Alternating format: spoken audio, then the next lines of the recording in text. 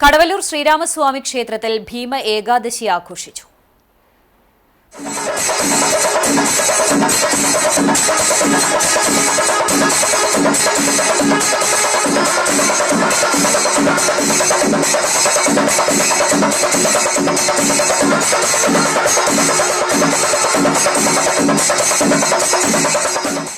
പുലർച്ചെ 4:30 മുതൽ ഉദയാസ്തമന പൂജ അടക്കമുള്ള വിശേഷാൽ പൂജകളും നാരായണീയ പാരായണവും ഉണ്ടായി.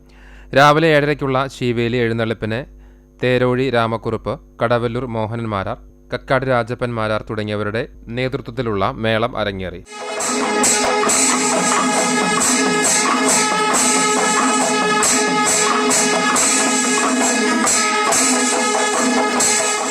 പതിനൊന്നിന് പഞ്ചരത്ന കീർത്തനാലാപനവും ഉച്ചയ്ക്ക് 1:30-ക്ക് കാഴ്ചശീവേലിയും ഉണ്ടായി.